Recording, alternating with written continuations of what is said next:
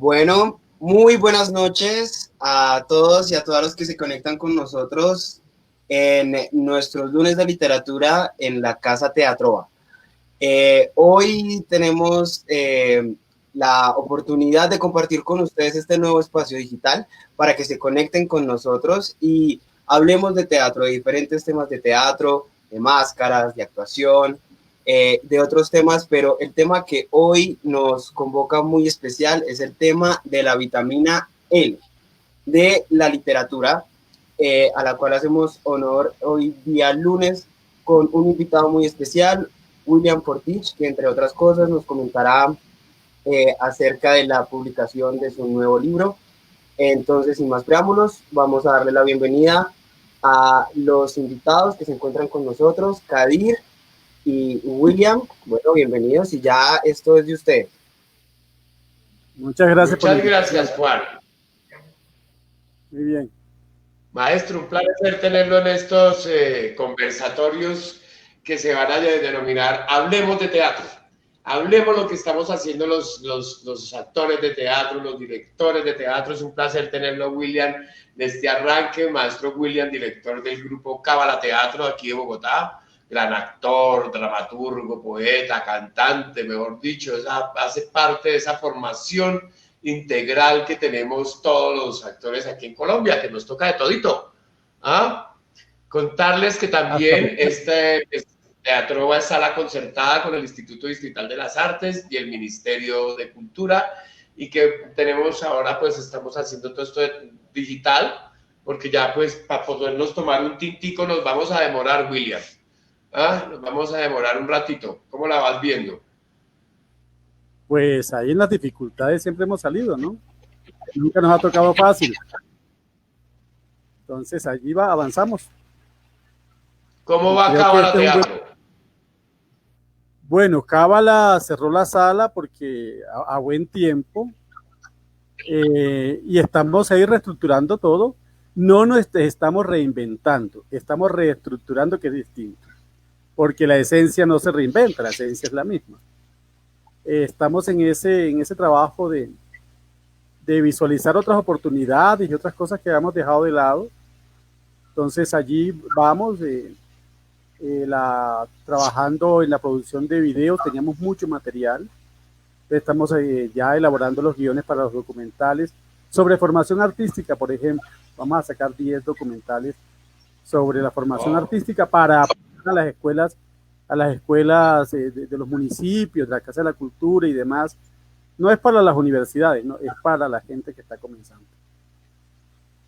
Qué chévere. Ahí empata muy bien esta campaña que venimos realizando, maestro, que es de la vitamina L, como lo decía Juan en la presentación, porque es muy necesaria la vitamina L en estos tiempos donde nos toca de reforzar nuestro sistema inmunológico. Y parte del sistema inmunológico no es solamente las células, sino el cerebro. ¿Sí? El cerebro y el espíritu, porque con los libros, con la literatura, en épocas donde nos toca estarnos en la casa, encerrados, donde se nos limita el campo de acción, pues el único que logra abrirnos ese campo de acción son los libros. Es la utopía de los libros, es todas las fantasías, todo lo que el hombre produce de estar imaginando, ¿no? De esa imaginación concentrada en viajar y en descubrir nuevos mundos. Nosotros venimos con una campaña con la colección de teatro colombiano, La Morcilla se llama, para aquellos que no saben qué es la morcilla. En el teatro colombiano, la morcilla es una frase que se usa cuando uno, como actor, le da por inventar textos que no están dentro del texto. Lo que se llama echar una morcilla. Hay otros que a veces nos volvemos actores morcilleros. Yo me reconozco morcillero. No se basa en los textos, ¿no? Llega un momento de la función donde empieza. Yo también. Ya te voy a decir que yo también. La creatividad del actor, ¿no? Se mete en el carreto y empieza la creatividad del actor a rodar, berracamente. Es una maravilla. ¿Ah? Es que hay que hacerle añadir. Entonces nosotros ya hemos estado, sacamos una colección con las diferentes obras de teatro porque pues nos parece importantísimo la publicación que hagamos los actores y de teatro, sobre todo también de teatro colombiano. O sea, porque todavía es muy poco el material de producción de teatro colombiano, ¿no? Cada uno va sacando, su merced ahorita está lanzando que es de cuentos, que me imagino que tendrá mucho contenido teatral. Si quieres hablamos un ratico del libro, maestro, hablemos de su libro, ya que hoy es lunes de libro, arranquemos. Yo ya les cuento esta colección de teatro colombiano, que es la que estamos promocionando, porque pues así seamos sala concertada y todo, hay muchos gastos que tienen los teatros que no lo cubre, tú sabes muy bien que no lo cubre lo del tema de salas concertadas, ¿sí? Tenemos que mantener de todas maneras abierto, mantenerse el internet, mantener de alguna manera la actuación, el funcionamiento físico y mental del teatro, que también requiere un teatro, no es solamente un edificio. Entonces, por eso hemos estado promocionando nuestra colección de teatro colombiano como una vitamina L y la lectura como parte de esa libertad que nos puede brindar la lectura y la imaginación en estos tiempos donde estamos todos encerraditos. Cuéntenos, Fonsi, de tu libro. Bueno, este es uno de los 41 libros que tengo que publicar, que ya están listos para publicar. O sea, no he hecho nada sino mamar gallo y escribir. Y para poder escribir, pues, como tú decías, hay que leer muchísimo. Y hay que leer de todo el mundo.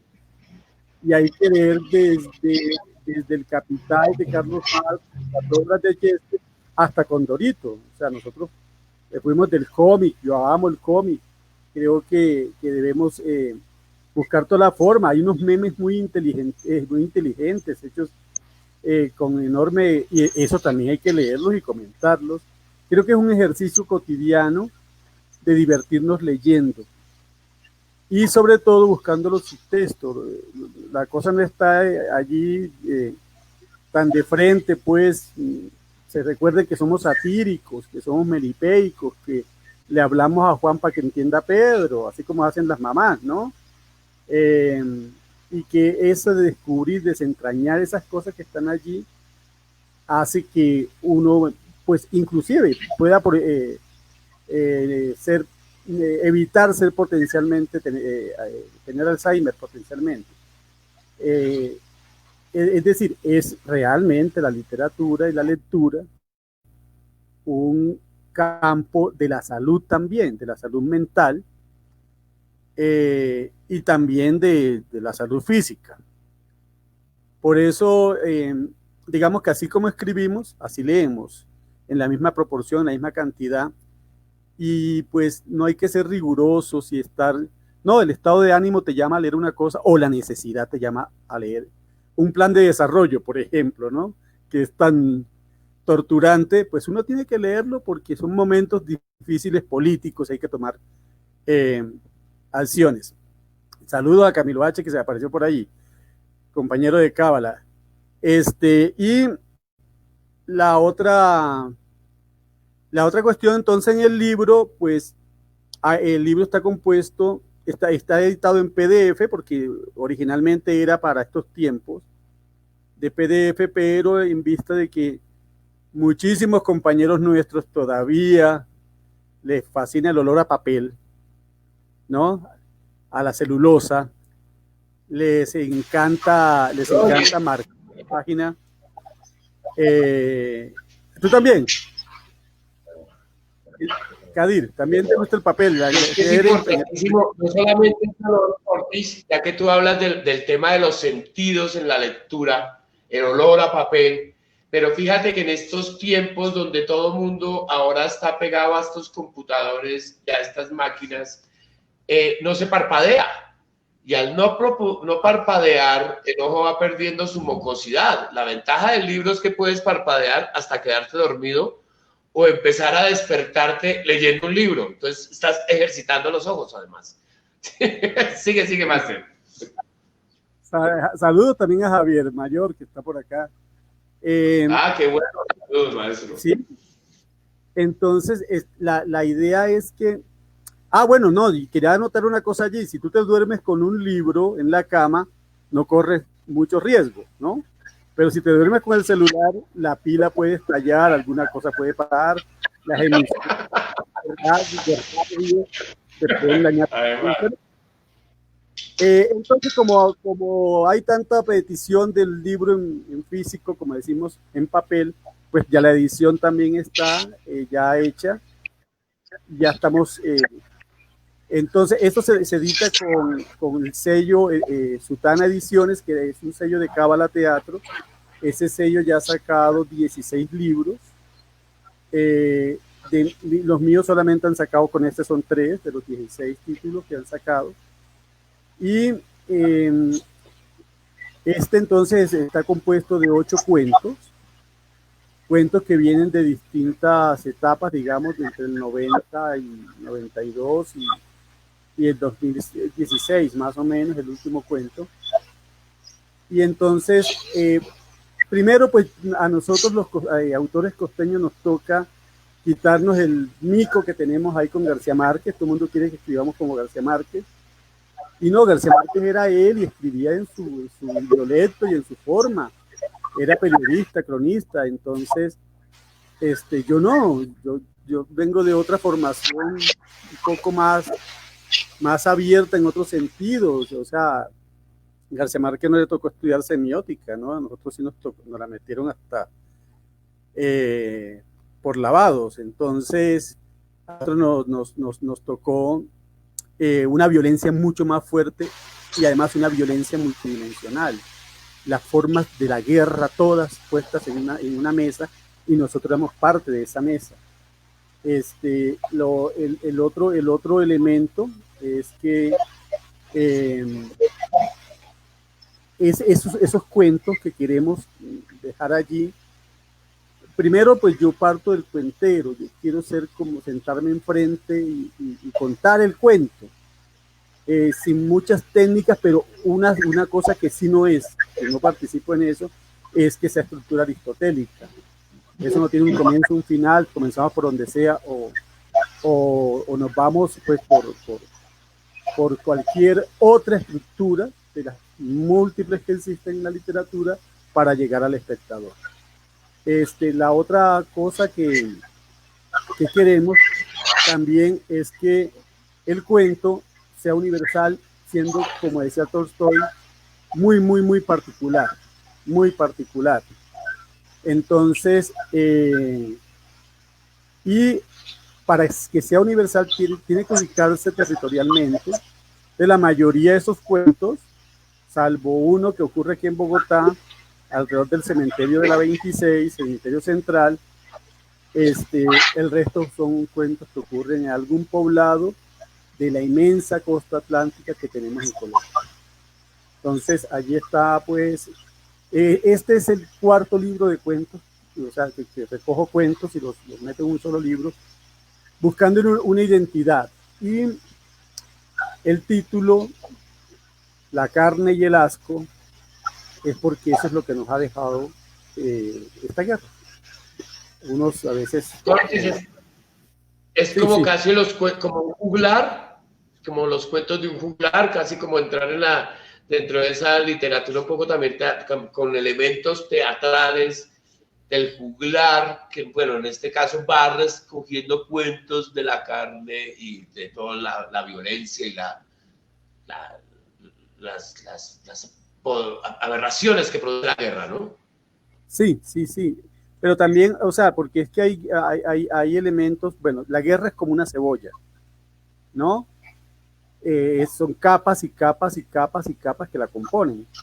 Nosotros solamente vemos 1 o 2 capas, nos las han metido por una matriz que quiere más bien deshacer la memoria.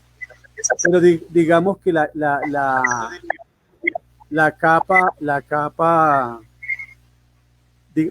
más fuerte, más dura, es la capa de digamos, de la salud, por ejemplo. La gente va al hospital y se muere. La gente se deja morir en el hospital.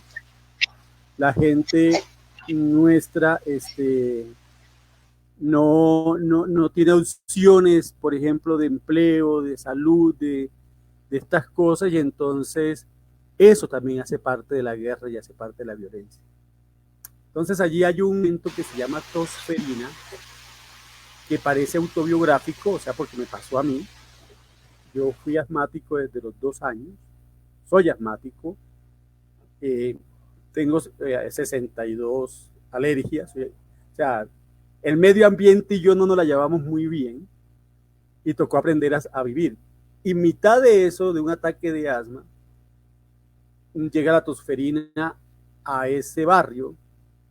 Entonces yo, digamos, manejo la situación, la meto allí y cuento como si fuera con una voz de niño.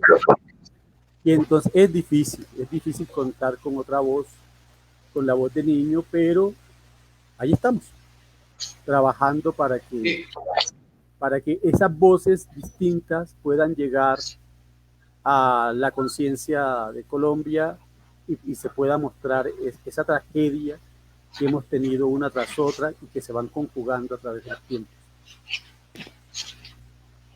Eso es. Bueno, un saludo al maestro Víctor Vesga, por ahí Juan Carlos Grisales, nuestro gran Ramón, mire, hablando de cuentos y de cuentería, el maestro Grisales, que también tiene un programa muy bueno sobre literatura, sobre hablar.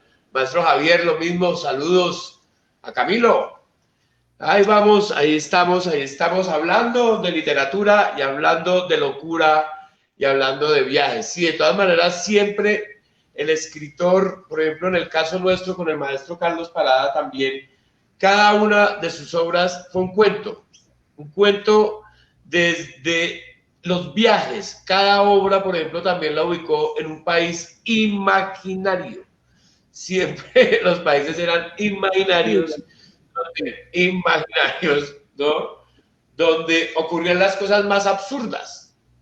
Donde en unos países imaginarios, por ejemplo, en Alucinación, es inspirados en El Príncipe de Maquiavelo y se supone que es el país de la paz, donde va a reinar la paz, ¿sí? Que es Maquiavelo, ¿no? Y este es el antipríncipe, porque este es un príncipe que quiere la guerra, ¿sí? Normalmente los príncipes quieren la paz, pero hacen la guerra. Este quiere de entrada hacer la paz.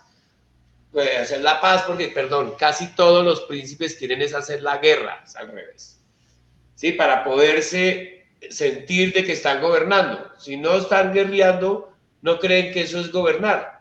Este es al revés, que quiere hacer la paz, ¿no? En un país que se llama Alucinación, donde todo el mundo se la pasa borracho. Por eso se llaman países imaginarios. En el país de Crápula, de Crapulia, donde viven los crapulenses, ¿no? Entonces es como las ventajas que tiene la literatura y cada vez más pues en el teatro donde se logra sintetizar, porque tú como dramaturgo, también novelista, también escritor de cuentos, me imagino ese concepto que tú tienes para llegar al teatro. O sea, en cierta manera debes tener, William, también como esa visión de ver esos cuentos y esas obras montadas en teatro. Bueno, la idea es que, o sea, es muy difícil porque cuando uno tiene muchas facetas, le toca respetar cada forma de hacerlo. Es decir, cuando yo estoy escribiendo ensayos o monografías de los resultados de las investigaciones que hemos hecho, pues es otro cuento y son las normas APA y las normas no sé qué, y las citas y las fuentes y que el autor que uno va a citar no tenga más de 10 años de haber sacado el material. Bueno, ese es otro camello y tiene otra circunstancia. Cuando uno hace poesía, pues la poesía es absolutamente emocional. Aunque uno dure, yo qué, 3, 4 años perfeccionando el poema, si es que se puede decir, o más bien decidiendo si lo deja pasar o lo bota, porque también tenemos esa capacidad de deshacernos de las cosas. O lo deja para hacer una canción. Algún día se necesita una canción para una obra y ahí está la letra ya. O sea, también reciclamos, ¿no? Entonces, pero cuando ya se escribe, por ejemplo... Un montón de piezas también, ¿no? Como un montón de herramientas que tienes a la mano, un montón de herramientas que tienes a la mano para el momento que necesitan. Es que ir armando ese stock de producción, ¿no? Tanto poéticamente como literariamente, como narrativamente. Me lo imagino a usted con un montón de herramientas, ¿sí? Listas, sí, claro, para cuando les sale la idea, cojo de aquí, cojo de aquí, cojo de aquí, porque tengo ya material. O sea, Carlos mantenía y escribía todo el tiempo. Después sí, peluquear, se habla de peluquear esta idea. Exacto. Como dice Rosilandi, como dice Greimer, uno tiene un sintagma, o sea, un baúl lleno de cosas y mete la mano, hace el paradigma y escoge, ¿no? La labor paradigmática. Entonces se escoge, selecciona. Algunas veces uno mismo se equivoca, algunas veces uno mismo se traiciona, pero pues ese es el trabajo nuestro de los artistas. No todas las obras nos salen bien, ¿no?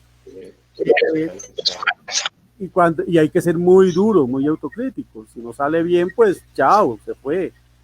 Si esa escena no es, pues no es, córtela.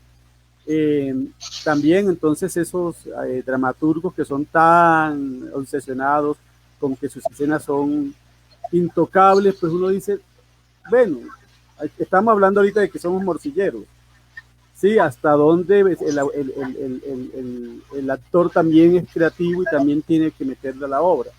Por eso nosotros hablamos en Cábala, en un ensayo que escribí, sobre la línea autoral, es decir, del dramaturgo hasta el espectador, todos y los técnicos, todo el mundo le aporta a un montaje teatral su creatividad. Entonces el montaje es la sumatoria de creatividades e inclusive del público, que después cuando le cuenta a un amigo cómo fue la obra, también se inventa otra obra, otro argumento que no era de acuerdo como él la vio, porque para eso es la polisemia. En el caso del cuento, el cuento tiene el mayor problema, que es la síntesis en sí misma, la verosimilitud inmediata y la sinceridad absoluta. Entonces yo no, ahí en el cuento no puedo meter eso de hablar de Pedro para que entienda Juan, meter ciertas reflexiones, porque se hacía en el siglo XIX, dentro de la ilustración se hizo eso, pero pues nosotros creemos que ya de eso no funciona, y el compañero Borges nos enseñó a escribir cuentos. Entonces yo me río mucho con Borges. Fíjense, Borges es el tipo más serio del mundo y todos sus cuentos producen risa. ¿Por qué? Porque está la mordacidad allí, ¿no? Mamarle gallo al lector. Por ejemplo, en ese cuento de Borges, donde él dice que acaba de descubrir quién realmente escribió el Quijote de la Mancha. El Quijote de la Mancha fue escrito por un amigo de él que tomaba trago en la esquina, ¿no? Y que tomaba trago con él en una cantina. Entonces, y claro, tú empiezas a jugar con él, te propone el juego y te vas. Eso mismo pasa con Rayuela, eso mismo pasa, pero no pasa con Benedetti, ¿no? Por eso decimos, bueno, el que le guste Benedetti, pues hágale, pero realmente no pasa con Benedetti, porque uno, o sea, son cosas planas, son más anécdotas alargadas, en el caso de Benedetti. Entonces hemos intentado que cada cuento tenga su propia autonomía, su propia forma de narrar, es decir, dejarnos llevar por el cuento y imponer una estructura. Ahora hay algunas facultades ya, carreras de literatura, la mayoría tienden a ser más de crítica literaria,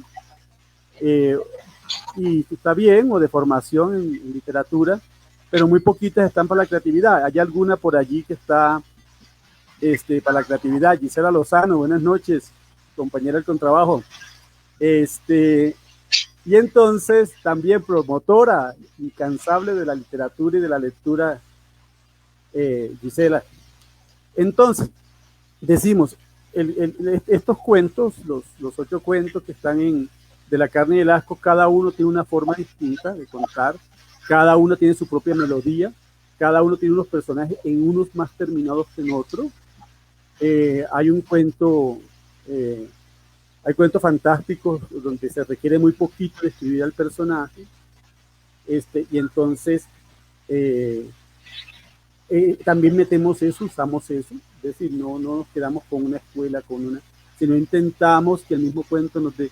Hay un cuento muy duro, pero todos los cuentos son duros, que se llama El Ataudero. El hombre que fabrica ataúdes por encargo de la gente que se muere en el barrio, hasta que un día le toca fabricar el propio. De cómo fabricaría yo mi propio ataúd, ¿cómo sería? De esa partí, y entonces de ahí sale este cuento de la desgracia de él saber quién se va a morir de antemano, y entonces empezar inmediatamente a buscar el diseño según la personalidad, según quién era, más allá de si le pagaban bien o no le pagaban bien, era cómo construir el ataúd de mi amigo, que mi amigo o mi conocido, mi vecino merece. Entonces el ataudero es un cuento, digamos, muy loco. Eso es como el cuento de cavar la propia tumba. Exacto. Ese es tenaz, esa vaina. ¿Ah? El otro cuento ahí habla de una relación, ya no se usa mucho la palabra realmente, que se llama el coadjuntor, que es de la Iglesia Católica. Bueno, también entre los árabes estaba el coadjuntor en Andalucía, pero digamos que en Colombia ya se usa muy poco. Ahora le dieron un alto cargo, y entonces son las grandes dignidades de la Iglesia Católica, donde existe un auxiliar que me reemplaza si yo falto, mejor dicho. Los pueblos antiguamente enviaban a estos pastores que eran curas, que merecían tener parroquia, pero el otro cura era viejito y no se quería jubilar, porque los curas ni los papas estaban obligados a jubilarse. Entonces podían durar 95 años ahí de curas siendo párroco. Y no sé si ustedes saben cómo se maneja una parroquia. Una parroquia es una empresa. Una parroquia es igual que una alcaldía local. Sí, exactamente. Usted tiene que conseguir el recurso por cualquier forma. Entonces es una empresa que vende servicios. Las parroquias, por eso se cobran las misas, se cobran las bendiciones. Ahorita ya están cobrando los bautizos, que estaba prohibido. Lo sé, porque yo hice el preparatorio para el seminario, ¿no? Para ser cura. Entonces, y siempre digo la anécdota, le pregunté al coordinador si yo podía llegar a ser papa. Me dijo no, entonces dije, entonces no me interesa. Entonces dijo, usted va por el poder, y yo sí, claro, para poder solucionarle a la gente el problema hay que tener el poder. Bueno, entonces este muchacho llega a ese pueblo perdido en las lejanías del sur de Bolívar, y es decir, que son más santanderianos que costeños, y llega allí, y entonces es un cura ingenuo que cree que el celibato es posible. Entonces todo gira alrededor del celibato, si se cumple o no se cumple, si esa palabra empeñada, la ética, se puede cumplir o no. Y él es un hombre no ingenuo, pero sí que cree en la ética, cree en la palabra empeñada. Mientras que el otro administrador con tantos años pone y quita alcaldes, es un politiquero, bueno, tiene todas las mañas, porque los párrocos van adquiriendo las mañas de los sitios donde están. Entonces, aquí en Colombia hemos tenido párrocos que han sido paramilitares, ¿no? El de Murillo y el en Caldas, y bueno, ese es el más icónico, pero aquí hay muchísimos, y la violencia también, la violencia de los del 48, lo que se vieron fue curas asusando la guerra, y ahorita también pastores, ¿no? Llamando a la guerra y en contra de la paz y todas esas cosas. Entonces, el coadjuntor es ese, es un cuento largo, pero la pelea no es entre el bien y el mal, sino entre la ética y la corrupción, que de todas formas vendría a ser lo mismo, ¿no? Y espero que eso lo lean, no les voy a contar el final. El otro cuento se llama La avalancha siempre llega de noche. Estaba pensando en escribir algo sobre Armero, pero cuando estaba esperando eso, llegó el terremoto de Armenia, pasó los mismos años. Y luego vienen todas las tragedias que pasan cotidianamente en el mundo, con las inundaciones, en Estados Unidos con los tornados, María en Puerto Rico. Y entonces allí usé también un símil, que es un gallinero. Entonces la señora gallina la vieja manda a pedir ayuda porque su estado ha quedado destrozado en catástrofe absoluta, y entonces ahí contamos toda la burocracia, nos burlamos de los burócratas, nos burlamos de los negligentes, y la burocracia no es mala, la burocracia es necesaria, pero en su justo modo, en su punto justo. Pero si además de eso estamos en el punto justo y hay dos negligentes en una oficina, pues todo se acaba. Dos personas voluntariosas que no quieren hacer caso, pues, bueno, su obligación, que quieren cobrar sin trabajar. Y hay muchísimas en Colombia y en Centroamérica y en Estados Unidos y en todos lados. Entonces eso detiene cualquier forma de desarrollo, cualquier buena idea se acaba allí. De Pushkin, por ejemplo, ¿se acuerdan del cuento de Pushkin? Bueno, aquí también tuvimos el embajador de la India, ¿no? Entonces hay gente que está más pendiente de posar, de enviar cosas de que yo soy el funcionario, y muy pocos los que de verdad trabajan. Y bueno, y también porque nosotros hemos hecho que eso sea posible, con nuestra también negligencia en denunciar. Entonces, en el país de las gallinas, de la señora gallina vieja, ocurre la tragedia y todas las consecuencias que trae la tragedia en manos de intermediarios, de ONGs, de negligentes, de perezosos, etc. Ese es entonces este cuento. Y hay uno pues que nos viene como anillo al dedo. Sí es una burla mía. Me divertí mucho escribiéndolo. Fue a raíz de una conversación en la casa de Jorge Ardila, donde también estaba Charlie Boy y estaba la negra, y allí hablando carreta. Por la cuarta. Exacto. Por la cuarta. Sí, allí. Echando carreta, vino la idea. Yo escribí las notas, las dejé por ahí, y un día cualquiera, revisando el archivador, me encontré la hojita y me puse a escribirla, y duré creo que un mes escribiendo ese cuento. Y con esas ganas de meterle muchas maldades, ¿no? Esas cosas que nos ocurren a nosotros en escena, nos ocurren en los grupos de teatro. Entonces la historia de un grupo de teatro que, llevado de la mala, tiene que pagar los derechos de autor, y entonces le cambia a Shakespeare la S para Che, y ahí se mete en lío, pero el problema es que está prohibido en ese país montar a Shakespeare.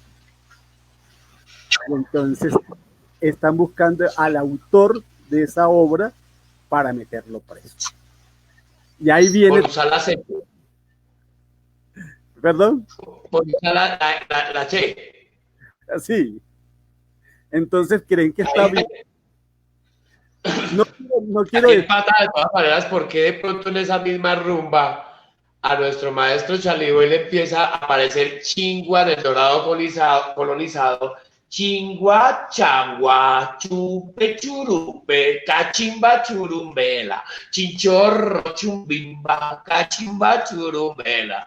Si un abuso de la S, ya, total, a ver qué pasa. Bueno, es un poco lo que Juan Carlos estaba escribiendo, un poco. Saludos a Gisela, a Sofía, al maestro Luis, a Gloria. Qué maravilla, tenemos una audiencia muy exquisita. Sí, los comentarios, hay muchos saludos para los dos desde varios lugares del mundo, entonces, pues, continuar, pero entonces, como para establecer una dinámica, entonces, bueno, muy interesante el libro, sin duda alguna, pues, queda uno con las ganas del final, un poquito, entonces, pues también es una invitación a todos para que en vista de la búsqueda de la vitamina L, todos hagamos parte de esta corriente cultural y saludable para todos. Y los voy a dejar que sigan con el debate y que sigan pendientes de todas las personas que se nos están conectando. Llevan más de 50 reproducciones y pues los comentarios para que estén ahí pendientes. Entonces, pues los dejo de nuevo. Muchas gracias. Vale, yo quería comentar un poco lo que nos escribe Juan Carlos, donde nos dice que la ficción permite que al fabular el narrador recree, pero a la vez cambie la realidad. Esto en el teatro es permanente, de todas maneras. Creo que cada actor también es un narrador, ¿no? Y el gran engranador es el dramaturgo que encaja todas esas narraciones de cada uno de esos personajes para transformar la realidad que está presente. O sea, en el teatro la realidad pienso que nunca ha sido ausente, menos en la dramaturgia teatral en todo el concepto de la palabra, ¿no? Desde la pantomima, desde el narrador oral, desde el titiritero, del cuentero, el dramaturgo que es fundamental. Pero la ficción y la literatura, lo teatral, también nos brinda la posibilidad de la interpretación de cada uno de acuerdo a su visión del teatro, ¿sí? O de la narrativa, o del cuentero, ¿no? Para poder llegar a volvemos otra vez, a volver teatral esa estructura que leyó. Nosotros, Carlos, por ejemplo, la metodología era un poco, primero el concepto de lo social, casi todas las obras tienen de todas maneras un concepto social. Nosotros, pues seguiremos siendo seres políticos porque somos el teatro y siempre estaremos diciendo cosas, diciendo esas realidades utópicas, porque la utopía es fundamental también en esto, ¿no? Por eso es tan nutritivo leer y escribir, porque es poner a volar al cerebro, al mundo. Eso, y el teatro nos hace volar en esas realidades, ¿no? En esos mundos. La narrativa, la poesía, pues, y es lo fantástico, encontrar lo que tú decías, ese tema, la temática también, es muy importante, ¿no? Sin desprenderse de nuestras propias realidades permanentes. Claro, la fantasía total también es muy válida. Eso que, o sea, en la literatura no hay límites. La literatura, más que binaria, si es buena o si llega a ser mala, es cuántica. Tiene miles de posibilidades de ser. No sé, como el mismo teatro, no se puede como, de pronto hay tendencias, hay movimientos alrededor de ciertos factores literarios, en la misma narración, en la misma literatura, pero tiene un montón de conceptos a nivel exacto, abre las fronteras, no hay límites, como dice Gisela, no existen límites, para que no hay límites ni hay limitaciones, ¿no? Dentro de toda esta tendencia también de ir escribiendo, ir produciendo y como ejercicio.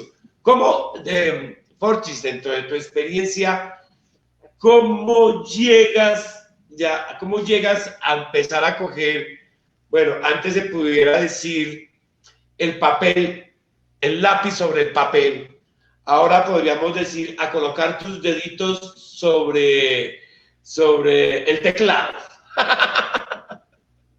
¿Cómo es ese? O todavía, en el caso de Carlos, por ejemplo, nuestro maestro Carlos Parada, el primero seguía con la mano y el papel. O sea, de una no se metía al computador todavía. O sea, de entrada era el ejercicio de la mano con el papel, lo que te está comunicando el cerebro, que te pasa la mano y te manda para el papel. Ahí cómo el escritor aborda, en el caso tuyo, cómo se aborda ese arranque a empezar a escribir un libro o a escribir una obra de teatro?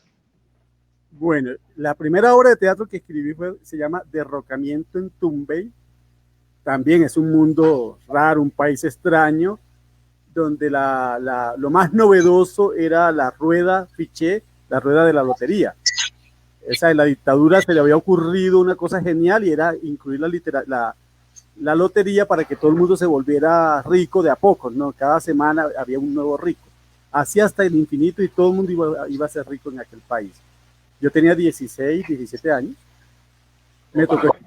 Me tocó escribir la mano en un cuaderno. Oye, pero entonces en la costa empiezan a escribir desde chiquitos. Usted fue de los que se le sacó a la rumba. Fue por el clima, por el calor, porque García Márquez. ¿Cuánta literatura y cuánta poesía ha producido la costa? Una cantidad, ¿no?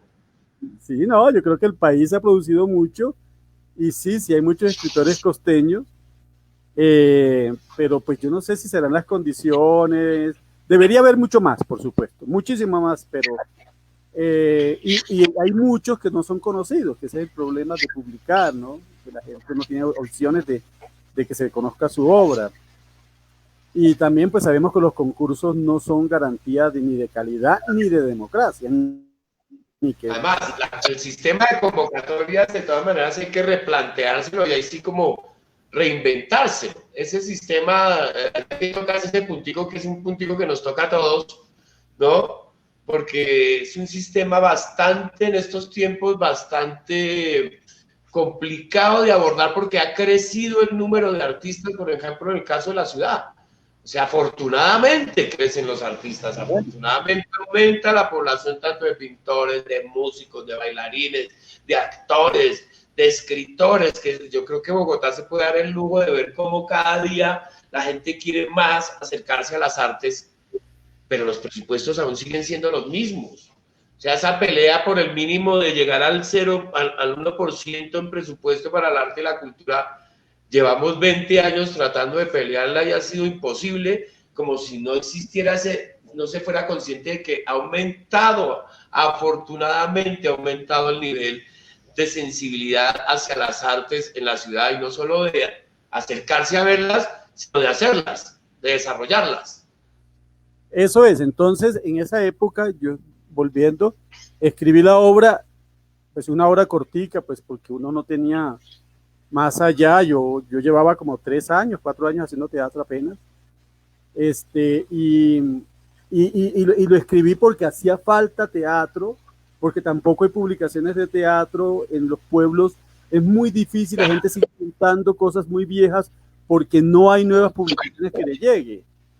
Entonces, digamos, el grupo necesitaba montar algo y yo escribí eso.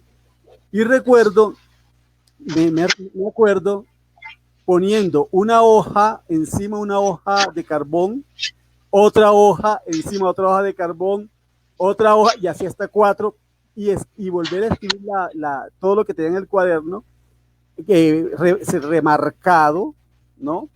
Para que pudiera salir en la última hoja, en la 4ª hoja. Y los actores se le daba el libreto por pareja. Ya estaba la fotocopia, ya existía la fotocopia. Sí me acuerdo.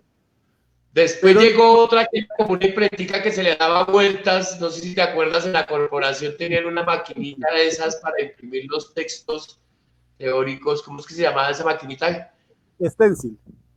El stencil. Entonces, picar stencil era la segunda obra mía. Los libretos salen en stencil. Yo la escribo primero y después me toca picarla, meterla en la máquina de escribir sin cinta y empezar a escribir, y no podías meter mal el dedo porque tocaba corregir con plastilina, así la plastilina para poder, ¿no? Y de todas formas uno escribía, dejaba eso ahí manchado o lo que sea y seguía. Entonces la segunda obra, que se llama Reemplazo a la escultura, yo la escribí en el 78, y la montamos en el 79. también es una obra muy loca, ¿no? Un joven colombiano que quiere reemplazar a la Estatua de la Libertad. Piensa que esa estatua que está en Estados Nos aclaran también ese, Grisales, el mimeógrafo, antes del stencil, el mimeógrafo. El mimeógrafo y la hoja que se metía era la que se llamaba stencil. Era una hoja que tenía ácido. Sí, el mimeógrafo. Entonces, y uno picaba el stencil, así se decía.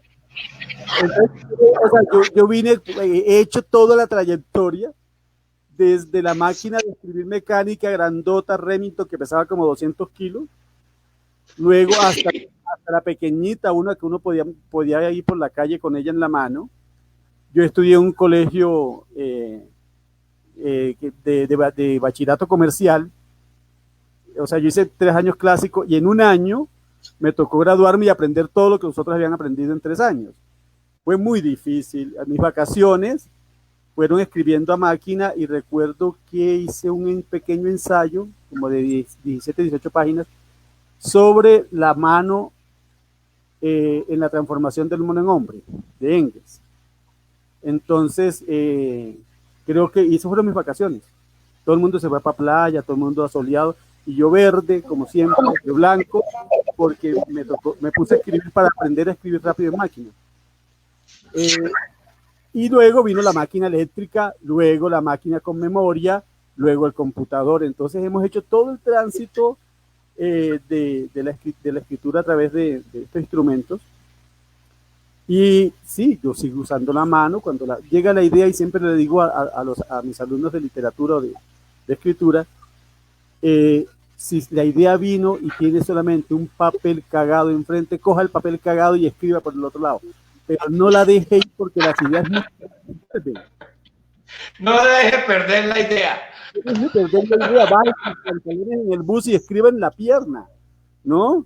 O lo que sea, en cualquier parte consigne eso, porque esa idea o la canción, uno va caminando por la séptima, llegó la canción, párese, búsquelo alguna cosa en el ombligo, escríbase la canción, porque si no, se olvida. La memoria es así, somos así, llegan por oleadas, llega por momentos. Y entonces, digamos que hemos escrito, yo tengo 63 obras de teatro.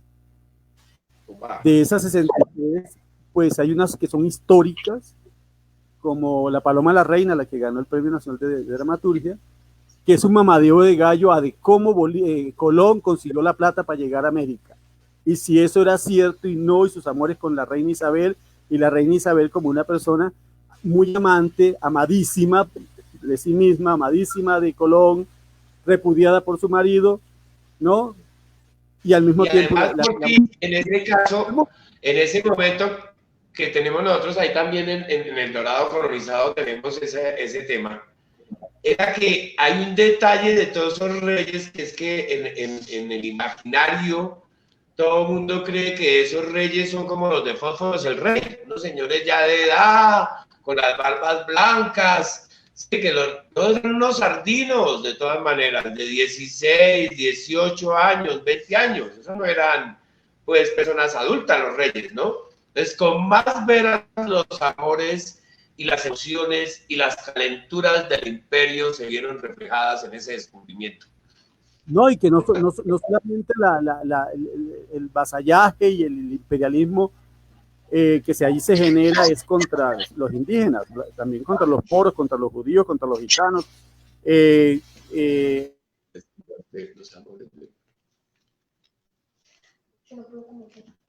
Se nos congeló Ortiz. Hola, maestro. Bueno, mientras miramos qué pasa con la señal, con nuestro querido maestro Ortiz, nuestro asistente técnico desde su casa, Juan, miramos a ver qué puede estar ocurriendo cuando se nos reactive. Mientras tanto, Ortiz ha dicho algo de todas maneras muy interesante, y es el tema que nosotros en cierta manera queremos tocar también con los libros, ¿sí? En las bibliotecas de Colombia es muy difícil encontrar libros de teatro y de títeres, o libros, vamos a llamarlo para no decir una sola manera, libros teatrales, de teatro. Entonces, se ve bastante complicada la difusión que se puede hacer del mismo teatro. O sea, prácticamente este tema de la vitamina L hay que llevarla a todos los municipios para que se desarrolle. El teatro es lectura. Tú para montar una obra tienes que leer muchísimo. Yo aquí tengo, por ejemplo, dentro de nuestras colecciones de teatro tenemos una gran variedad, por ejemplo, que es muy chévere hablar también, que es un libro que escribió el maestro Carlos José Reyes con el Ministerio de Cultura de 3 tomos. 3 tomos de teatro y violencia en 2 siglos de historia. O sea, la persona, el investigador que quiera, ¿sí? El investigador que desee estudiar sobre la historia del teatro en Colombia, pues va a encontrar en uno de estos de Carlos José 3 tomos donde las obras con su descripción, con su autor, y para nosotros los actores es importantísimo estar investigando y estar viendo lo que producen también. Por ejemplo, también aquí la maestra Marina Lamos también con relación al teatro, habla de pensar el teatro, de todo el tema de la historia del teatro, de los teatros mismos, cómo se vinieron desarrollando en Bogotá, que también es una historia fascinante, pero todo nos toca de todas maneras escribirlo, dejarlo plasmado, porque pues es la tarea del libro, poder transmitir el conocimiento de generaciones en generaciones. Aquí tengo otro que será otro próximo de nuestros invitados, que es un libro también muy nuevo, que es del maestro Jorge Prada, ¿no? Que también habla de los gestos y voces del teatro colombiano. Un saludo para Alejandra Vera, que está en Chile, desde Chile, desde Puerto Montt, se dirá así. Bueno, Puerto Montt, ¿cómo se dirá? Tiene una sala independiente de teatro, qué maravilla. Que también podríamos hacerle ver en qué momento hacemos un intercambio de libros y publicaciones que tengan en Chile. Nosotros también podemos aquí intercambiar, y eso qué lindo sería conocer a través de los libros, y más en estos tiempos donde ya los viajes se van a limitar un poco, donde nos va a quedar ese correo nuevamente, volver a recurrir al libro que estaba tan desplazado, pues volverlo a retomar. Entonces, muy lindo sería poder hacer un intercambio de publicaciones. Yo quiero decir algo. También aquí todos los grupos de una u otra manera están haciendo esfuerzos por estar publicando sus libros, por poder que esos libros, habría que ver cómo se replantea también nuestros encargados en la Secretaría de Cultura, en el Instituto de las Artes, en el Ministerio de Cultura, de echarle un ojito, qué está pasando afuera, cómo están nuestros artistas publicando sus obras. Por ejemplo, también está Rodrigo Rodríguez, un gran dramaturgo del teatro colombiano, que ha hecho bastantes publicaciones. En este caso tengo La Gallera de Todos los Santos, pero hay muchísimas más publicaciones que tiene el maestro Rodrigo Rodríguez, ¿sí? Entonces, es importante, ya que restauramos, gracias, ingeniero, tiene la palabra ingeniero Juan. Se reconoció con nosotros, William, tuvimos un pequeño error, muy bonito por lo de Puerto Montt. Quiero decir algo especial porque conocí Puerto Montt y es un lugar tan bello, y toda la cultura teatral chilena con ese sentido de respeto por la cultura mapuche y por ese rescate de la danza al sol y de una cantidad de situaciones inexplicables como las líneas de Nazca, como bueno, toda esa cultura chilena escondida que muchas veces refugia su aliento en la cultura. Entonces, un saludo desde, claro, la parte de todos. Alejandra Vera Osorio, esperamos podernos conectar para poder establecer pues más contactos. Yo los dejo para que sigan viendo. Muy bueno, Juan, sería muy bueno si ella lograra entrar en este momento de pronto a la conversadita.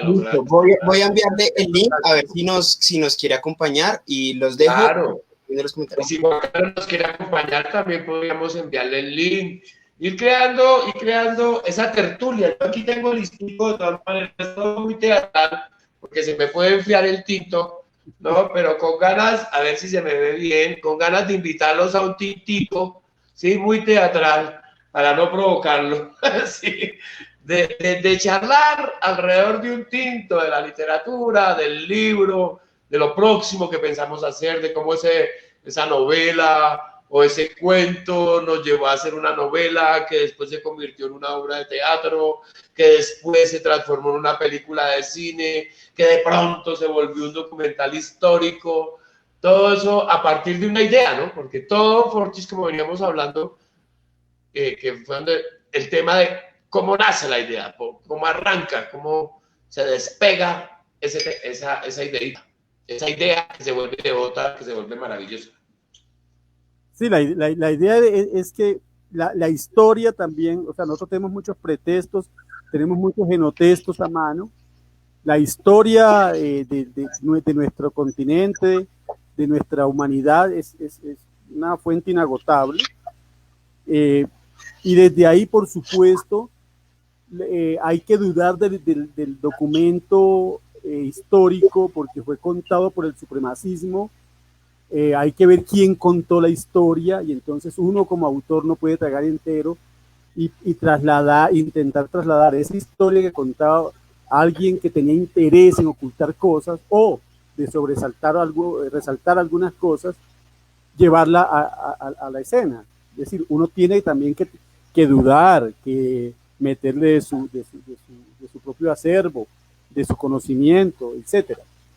Es decir, escribir una obra histórica es imposible. Usted escribe una obra de teatro a partir de unos hechos históricos. Porque si no sería muy pues, difícil y cansón intentar... lo mismo pasa cuando se hace traslación de la literatura. Y que la historia tiene su visión, ¿no? Claro. La historia siempre va a tener el ángulo de pensamiento que tenga el recopilador de la historia. O sea, claro. La historia, es muy difícil que tú cuentes una historia de manera imparcial. No existe. Siempre la historia va a tener una posición del que la escribe. Sí, claro. Y así son las obras de teatro. El arte es así. También es una postura y hay unos intereses y no podemos negarnos eso. Es decir, querer decir que somos neutrales y esas cosas no existen. No, en mi caso no, yo tengo ya una tendencia y tengo unos intereses en resaltar ciertas cosas, que es eso que no está visible. Por ejemplo, tengo una obra que se llama El amor de los paleteros. Es que fue una cosa que viví pues en un barrio de Kennedy. Yo llego a una casa y la muchacha trae una botella de gaseosa Postobón y la pone en la mesa, y el marido y la suegra y el cuñado y la consuegra entran en histeria porque el muchacho trabajaba en Coca-Cola. Si le veían algún supervisor que pasaba por ahí, algún agente espía, que él compraba Postobón, lo echaban de una vez del puesto. Y él manejaba, bueno, creo que una máquina ya, era un operario de una máquina en Coca-Cola, y estaba prohibido que él consumiera otro producto que no fuera Coca-Cola. A partir de ahí, duré 5 años para escribir esa obra, porque era muy difícil. 5 años escribiendo escena por escena, corrigiendo, volviendo, para que fuera verosímil y también para que quedara el problema más allá, porque no era la pelea entre Coca-Cola y Postobón, sino entre helados monte no sé qué y helados monte no sé cuántas, porque es la idea entonces que los que trabajan en ciertas plataformas, en ciertos supermercados de superficie, no pueden ir a comprar a otros. Es decir, hay una esclavitud detrás de eso y eso es lo que queríamos denunciar, pero denunciarlo de una manera festiva, ¿no? Y entonces se enamoran estos dos y van a hacer todo lo imposible y en último tiran los trabajos y se van a hacer felices, porque es mejor ser feliz que estar esclavo en unas condiciones de salario mínimo. O sea, no vas a mejorar mucho con el salario mínimo, la gente no compra la casa. Entonces, y apenas si le alcanza para comprarse el pantalón de año. Entonces, en mitad de la miseria, la gente también tiene derecho a tomar decisiones. Era lo que queríamos, y la obra está allí, etcétera. Entonces, hemos hecho obras de anécdotas, por ejemplo, ahorita con esto de la paz y los excombatientes. Entonces hemos acompañado y hemos escrito obras a partir de la historia de los excombatientes, pero también ahorita estamos en una escuela que se llama Escuela Creativa de Literatura, que es con víctimas del conflicto armado por agentes del Estado colombiano. Entonces hay una compañera que le mataron 21 personas de su familia, y está intentando contar la historia de esas 21 personas asesinadas, cazadas, pues como si fueran fieras, una a una cada año le fueron matando a alguien.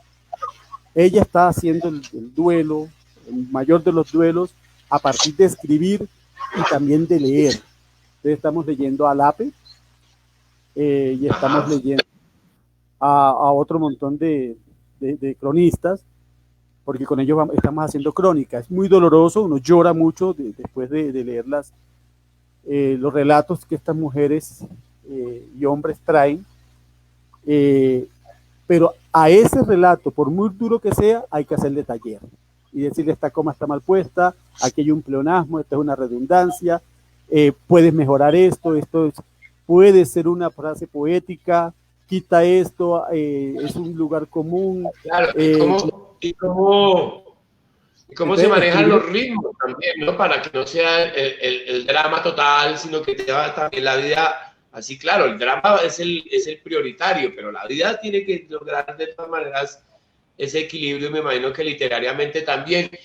Quiero saludar a Omar Lenin, a Maestro Andrés Chávez, Juan, a ver si por el Messenger pudiéramos compartirle el link, que es nuestro gran amigo de la tienda teatral, el cual permanentemente está investigando, sino para los que no conocen, Acuña es importante, porque esto es de literatura, de libros y más de teatro.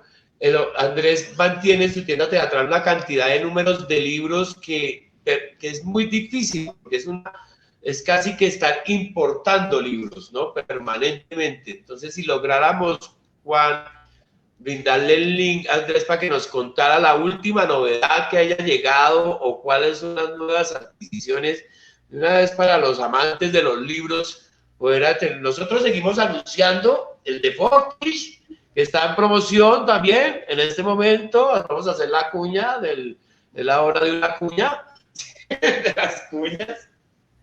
Estamos promocionando nuestra colección también de 6 libros de teatro colombiano, de la colección Teatro Siglo XXI, porque estuvimos pensando con el maestro Carlos de que ya era hora.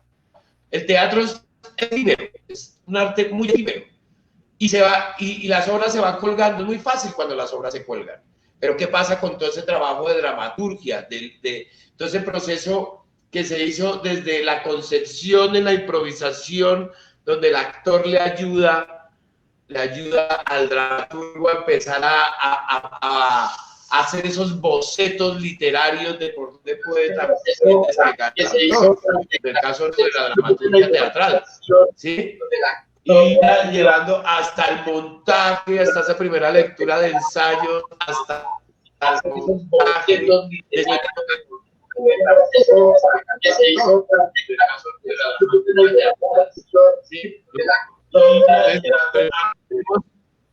accesos técnicos. ¿Quiénes estamos por aquí? A ver, qué maravilla. ¿Quiénes estamos? Juan, escuchamos.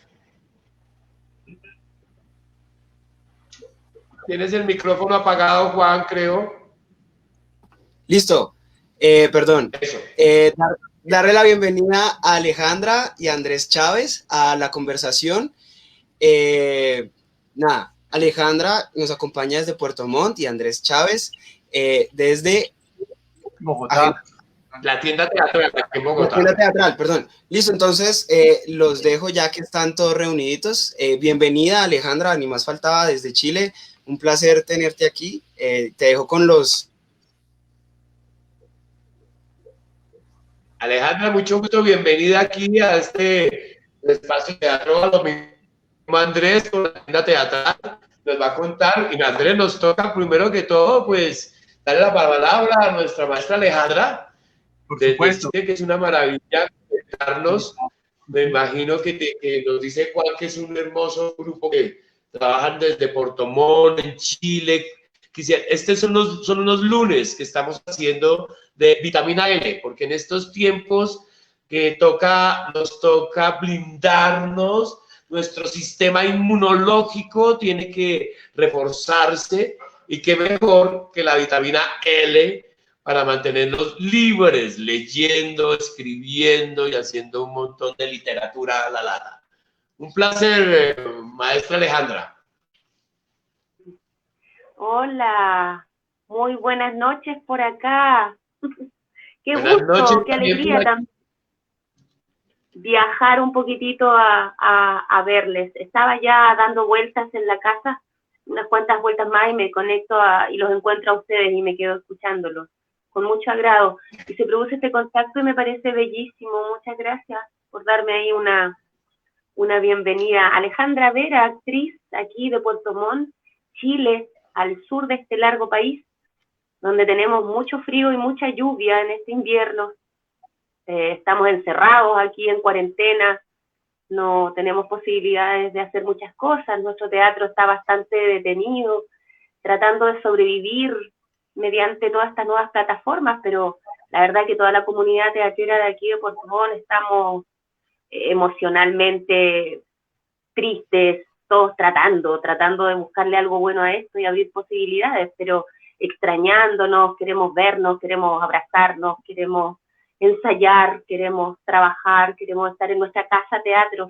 Eso tenemos aquí, una casita pequeña, un teatro de bolsillo para 40, 50 personas, que la hemos ido construyendo y se llama Casa Teatro. Por eso les escribía, pues. Pero estamos aquí viviendo este proceso duro y difícil con toda la creatividad posible que podamos. Qué bonito, Alejandra. Aquí también estamos en una cuarentena, estamos casi en la misma tristeza que nos ha tocado. Sí sabemos que tenemos un mundo digital que es una nueva puerta, que tampoco hay que descuidarla, ya que nos la permitieron utilizarla. Ya a futuro, por ejemplo, podemos tener estos encuentros, hablar de teatro, hablar de diferentes temas, ¿sí? También pienso que en medio del drama encontramos algo que nos mantiene con esa esperanza viva, y por eso los libros, porque son los que nos sacan del encierro. La mente puede volar, como dirían los maestros tibetianos.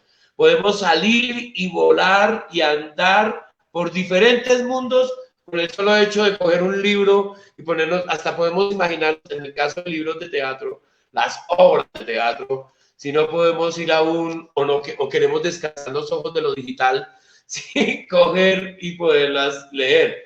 ¿Ah? Que para eso está nuestro maestro Andrés. Andrés, cuéntenos, ¿qué novedades tenemos literarias ustedes de ese hermoso espacio que se llama La Tienda Teatral, que nos trae tanto conocimiento permanentemente para ver cómo más alimentamos y cómo más seguimos con este sistema inmunológico mejorando? Claro, Kadir.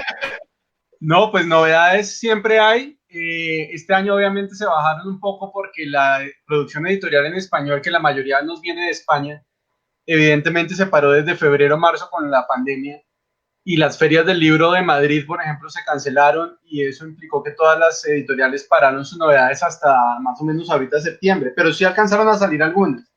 De hecho, hoy justo hubo la presentación de un libro nuestro editado acá por nosotros, por la Tienda Teatral y su proyecto editorial, que se llama Mulato. Lo acabamos de presentar a las 4 de la tarde, que es las obras de teatro de Fabio Rubiano, que arrancaría a mostrarles eso, que es este libro que editamos nosotros, 11 obras de Fabio Rubiano, Orjuela y el Teatro Petra, que básicamente es la dramaturgia de Rubiano del siglo XXI, o sea, como de lo de este siglo. Ahí están sus éxitos más recientes, incluyendo La vida del liebre, Cuando estallan las paredes, Historia Patria, y un prólogo a cargo de Manuela Vera, que es una profesora de teatro de la Universidad Pedagógica, que ha estudiado el teatro de Rubiano en varias ocasiones. Entonces ahí vamos construyendo nosotros también nuestro proyecto editorial independiente en teatro. En la línea de dramaturgia está el libro de Rubiano. Antes de eso hubo este libro de obras del teatro libre, de la última cohorte, digamos, de un dramaturgo joven, y esta joya de Enrique Buenaventura, que incluye Los papeles del infierno en su versión completa, porque hay obras de Buenaventura, que no siempre se montan, acá están todas, y además está el método de la creación colectiva. Eso por lo colombiano. Eso para rápidamente contarles como el proyecto editorial nuestro, que lleva 8 libros. También está la serie de teoría y práctica, que arrancó con este libro. ¿Esa teoría y práctica es la de Santiago? ¿La de Santiago García? No aún, ojalá, es necesario volver a editar esa de Santiago García. Este es de César Vadillo, de Coco. Ajá. El libro del actor y sus otros, que es un diario de un actor colombiano en medio de la creación colectiva en los años 80, 90, con muchos apuntes directos de Coco como actor. Entonces es interesante porque no viene del director, que siempre ha sido el maestro Santiago, el que escribió sus libros de teoría y práctica, sino en este caso es la visión desde el trabajo del actor y desde el oficio del actor en un grupo, ¿no? En lo que fue la creación colectiva. También tenemos recetario de títeres, que escribió Ciro Gómez, de Hilos Mágicos, que es un manual paso a paso para fabricar títeres, 25 técnicas, muy útil y práctico para todos los públicos, no solo para la gente del teatro, sino para los niños, para procesos de colegio, para maestros. Y de Barnaby King, que es un estudio sobre el payaso, sobre el clown colombiano, cómo el clown colombiano ha salido a lo urbano, digamos, visto a partir de un capítulo sobre el payaso de restaurante, que es un fenómeno muy colombiano, otro sobre el payaso o el mimo que usó Mopus en la cultura ciudadana, los payasos hospitalarios y el circo, ¿no? Este es un estudio como más antropológico sobre el oficio del artista. Y ahí va nuestra colección propia, ¿no? Pues tenemos estos otros 2 que son más de teatro infantil y uno de teatro musical para celebrar los 30 años de Misi. Y ahí se va construyendo este proyecto editorial único, como ves, muy diverso, o sea, dando fe de la diversidad de formas teatrales que hay en el país, que hay de todo. Buenísimo. Sí, ¿Cómo se llama la teatral? ¿Ediciones Tienda Teatral? Mulato se llama, Mulato. La del proyecto de se llama Mulato, porque nuestra fundación se llama Fundación Mulato. Arrancó con un proyecto de un libro sobre el teatro musical latinoamericano. Entonces, por lo de musical latinoamericano, porque vendemos partituras y otras cosas también de música, se fue como el mulato, como una forma de ver el mulato también como blanco más negro, como que somos una mezcla de muchas influencias, y además es muy sonoro el nombre. Entonces quedó Mulato, y la tienda teatral es la librería, la editorial es Mulato y la tienda teatral es la librería. ¿Tú crees que en esta cuarentena se ha despertado esa ansia de leer, maestro? ¿Cree que la gente necesita, cómo le ha ido en esta cuarentena con relación a los libros? ¿Se ha despertado la ansiedad de estar leyendo, de tener un libro? Sí. ¿De pronto se ha mejorado más de lo que antes, un poco, que lo estaba haciendo como desplazado por todo el término de computadoras y todo? Ahora la computadora es la que descansa y el libro es el que se apodera de estudio. Pues más o menos. 6 meses. Ese es el desafío, Kadir, digamos, que la gente también lea teatro, el teatro también se lee, y esa es la apuesta, y más ahora que no se puede ir en vivo a ver el espectáculo escénico, que es irreemplazable, pero al menos pues leerlo te da ese viaje en la imaginación para representar la escena como la vas leyendo. Entonces esa es la apuesta. Definitivamente el libro en la pandemia creo que no está tan afectado. Yo no soy tan pesimista, porque sé que otros sectores como el mismo teatro están mucho más afectados. La gente está comprando libros, la gente las ventas virtuales aumentaron considerablemente en todas las librerías. Si ves el comportamiento de los mercados, pues nosotros estamos afiliados a la Cámara Colombiana del Libro, tenemos reuniones constantemente, y las ventas en todo lado es impresionante, se duplicaron las ventas virtuales. Sin embargo, la pérdida de los eventos no se compensa. Es decir, el hecho de que yo venda el doble virtualmente no hace un día de Filbo de la Feria del Libro de Bogotá. O sea, en un día de la Feria del Libro de Bogotá podíamos recibir 300, 400 personas en el stand. Por mucho que vendas al día, que vendas, no va a ser eso, 5, 10 personas, y cada persona tienes que atenderlo, llamarlo, una serie, digamos, de inversión con todo gusto, pero pues que te implica un tiempo de pantalla, de celular, para concretar una venta que antes en una feria o en un teatro hacías en 5 minutos, en 2 minutos. Entonces exige muchos más esfuerzos, el flete, tener que enviar el libro, son costos adicionales, una logística muy compleja. Y ni te cuento lo de la importación, porque la importación con el dólar y el euro como se nos fue al techo. No sé si la gente no es consciente, pero la economía colombiana se fue al traste. O sea, estamos con un dólar que está en 3.800 pesos, con un euro en 4.500. Y pues eso desfavorece naturalmente todo el proceso de importación y de la competitividad de nuestros productos en el exterior. Sí. Claro, ¿no? La economía a nosotros se nos está planteando el tema de reapertura de los teatros, por ejemplo, y se hace con mucho bombo de que va a haber todo un protocolo. Pero, por ejemplo, nosotros estamos ubicados en el centro y el centro está desolado. Claro. O sea, ya se acabaron restaurantes, se acabaron papelerías, se acabaron universidades, se acabó todo. Ya qué gente va a venir. Además, ese es el otro gran problema. Sí, podemos hacer todo en este momento, después de 5 meses donde te dicen enciérrate, escóndete, ocúltate, no saludes. Ahora puedes salir a ir a ver teatro. Eso nos vamos a demorar muchísimo todavía en que se vuelva a tener como esa confianza de volver a unirse en comunidad como este teatro, ¿no? Va a ser complicado. Sí, sí, es complejo. Sin embargo, pues la vida sigue y tendremos que buscar soluciones en la marcha para no detenernos en la tristeza ni en los problemas. Yo creo que... Consumir vitamina L. Consumir vitamina L. Es la opción. Acuérdense que la vitamina D está comprobada que en exceso produce la locura. Literalmente hablando, se dice que si se consume mucha vitamina D, el libro se llega a la locura. Entonces hay que seguir consumiendo libros para que no se nos baje la locura. No quedamos en un estado de razonamiento que nos lleva a la depresión total, porque esta angustia es terrible, el no poder hacer, el sentirse impotente, el estar quieto, el que cada vez que vas a arrancar vuelve y se tranca, ¿sí?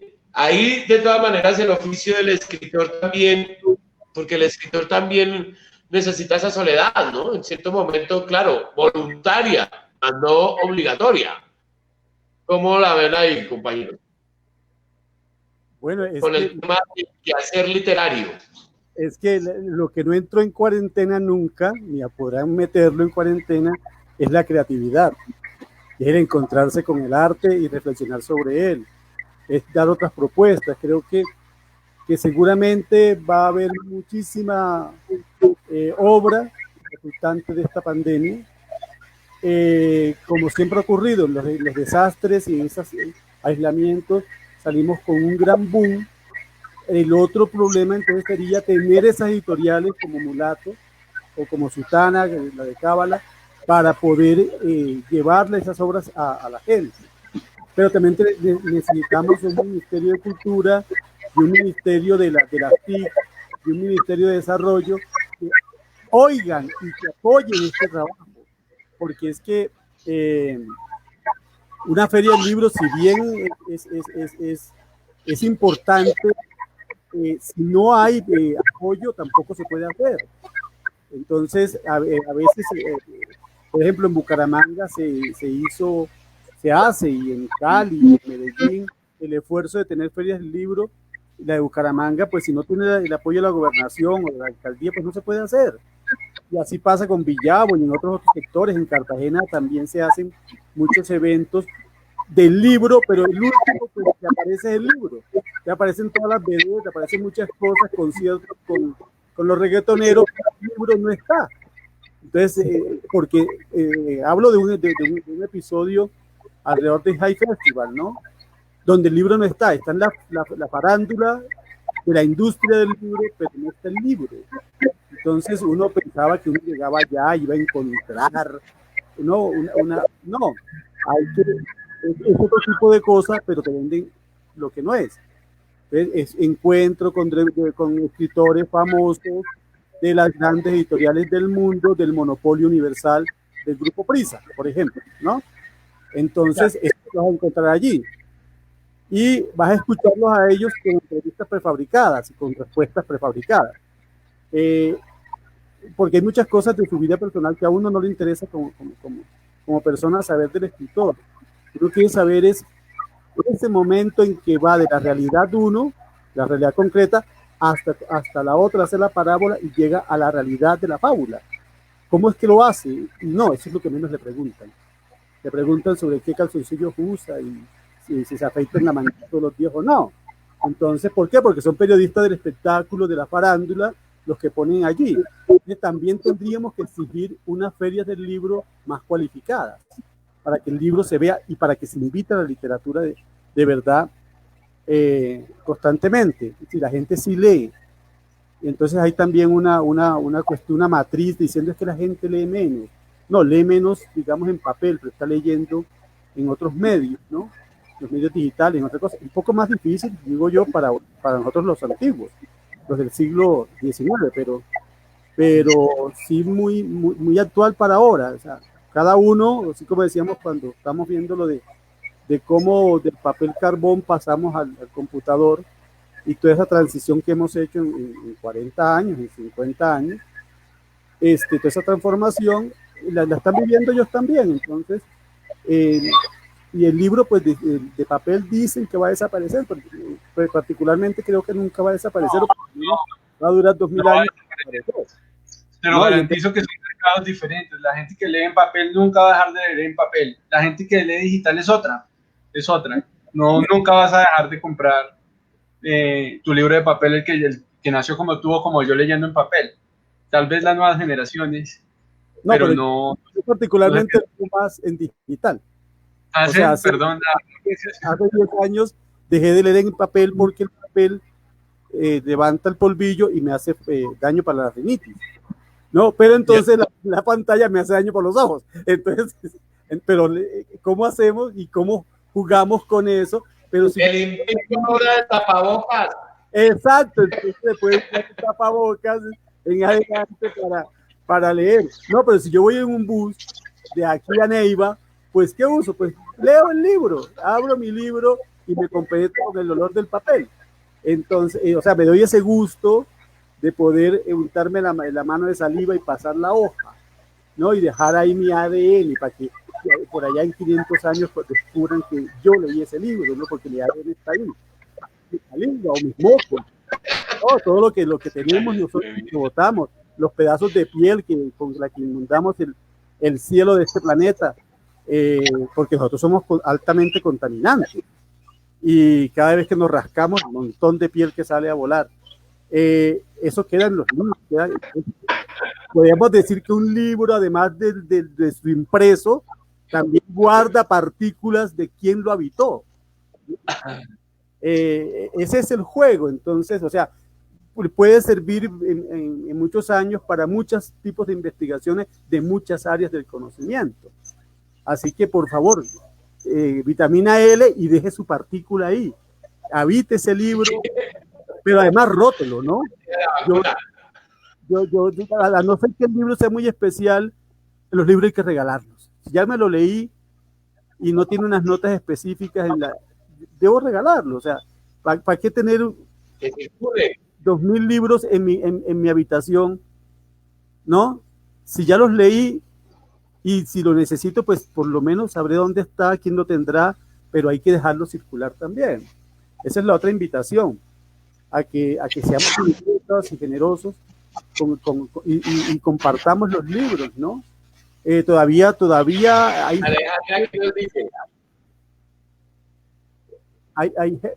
gente todavía que coge el libro en la librería nacional. Yo vi a alguien abriendo un libro, ¿no?